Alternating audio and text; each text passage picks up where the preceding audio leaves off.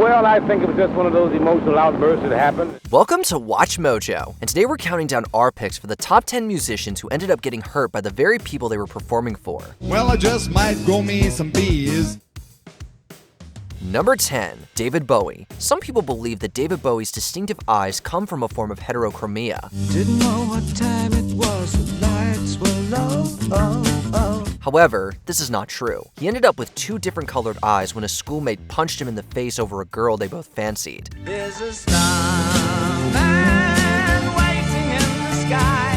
Jump forward to his final tour in 2004, and some idiot in the crowd decided to throw a lollipop directly at the thin white duke. Unfortunately, it somehow landed directly on his bad eye, lodging itself right in the socket. Bowie was understandably shocked and briefly cursed the fan out. But being the rock legend that he is, he proceeded to finish his set, a consummate professional, right up to the end. This way or no way.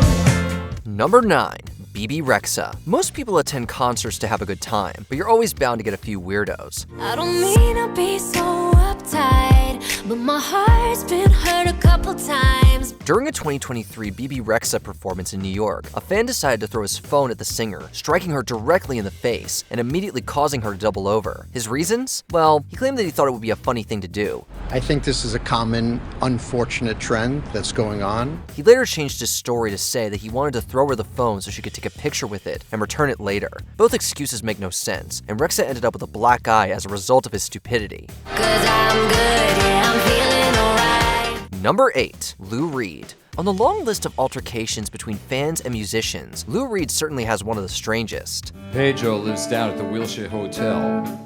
Looks out a window without glass. During a solo performance of the Velvet Underground's classic Waiting for the Man back in 1973, Reed was accosted by some random dude who proceeded to bite him on his backside. Yes, you heard us correctly. Give me you're hungry, you're tired, you're all. Apparently, the attacker shouted the word leather before chowing down on the singer. If you're wondering what possessed this person to do such a thing, you're not the only one. Thankfully, security was able to remove him before anything else happened. I wanna fly from the dirty boulevard. Number 7. Brendon Urie. Whether you enjoy Panic at the Disco singer Brendon Urie's music or not, you gotta respect how he handled his band's Reading Festival performance in 2006. Well, imagine as I'm pacing the pews in a church corridor. After getting struck by a bottle to the head mid-song, you can visibly hear Urie's vocals quickly trail off as he lost consciousness.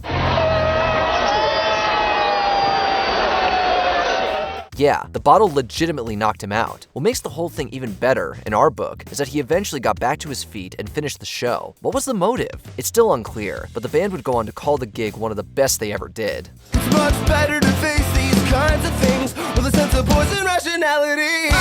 Number 6. Noel Gallagher. Oasis were playing at V Festival Toronto in 2008 when some random dude stormed the stage and proceeded to shove guitarist and primary songwriter Noel Gallagher to the floor.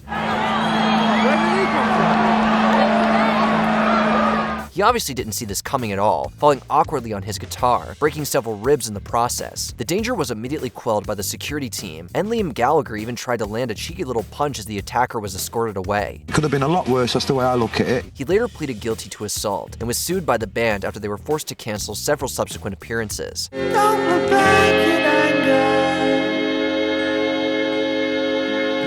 I heard you say. Number 5. Steven Tyler. We could have picked up a 1978 incident where Steven Tyler got hit by a bottle that caused him facial injuries, but it turns out something even worse happened 1 year prior.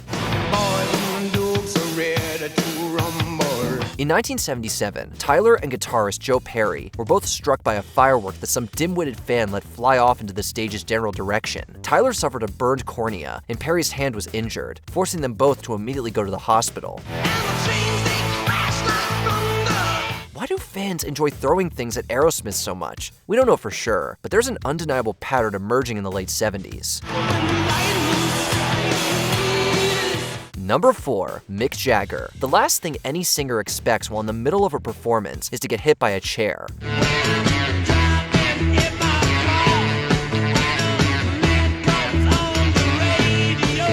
However, in a move that was pulled straight out of the WWE playbook, a concert attendee at a 1966 Rolling Stones gig in Marseille decided to lob a chair at Mick Jagger. As for the reasoning behind this move, your guess is as good as ours. The damage to Mick's face was thankfully just a black eye, although he was forced to spend some time in hospital to recover. We're sure that's the type of incident that can leave a performer feeling a bit paranoid from that point onwards, but fortunately, this was a one-off occurrence.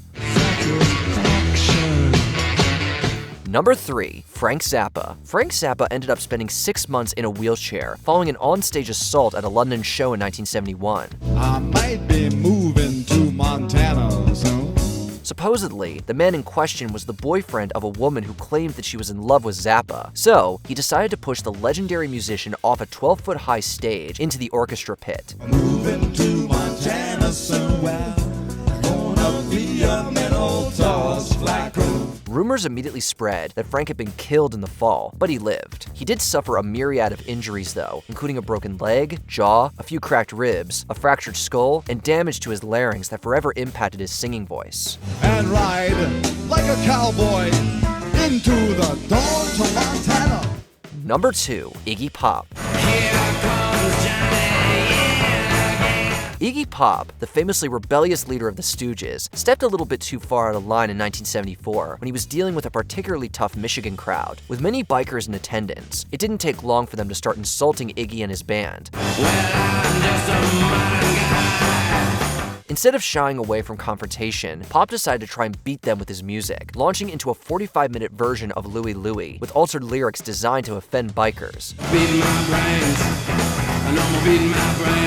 After that, he launched himself into the crowd to start a fight with one particularly mouthy heckler and was quickly beaten to a pulp by the entire gang. It should be pointed out that he did, in fact, return to the stage to finish the show.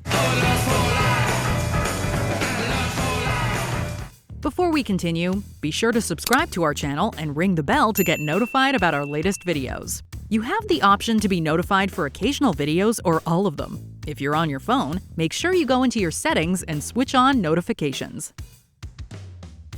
Number 1. Nat King Cole. Nat King Cole was truly one of the defining voices of his generation and a unifying force in a difficult time for race relations in the United States. Do you smile to tempt the lover? In 1956, Cole performed to a Birmingham, Alabama crowd, but did not realize that a group of Ku Klux Klan members had planned to storm the stage and attack him. What were you singing when those men attacked you? Oh, I've forgotten now. It was one of the old standard songs of some sort. It wasn't the particular song I was singing. I could have been singing Nearer My God. They succeeded in doing so 2 songs into his set, pulling him off stage and causing a minor injury. But thankfully, their larger plan was foiled by the police. Cole made his way back to the mic and received a rapturous 10-minute standing ovation. Mona Lisa. What collision between musicians and the crowd sticks out in your mind? Let us know in the comments below.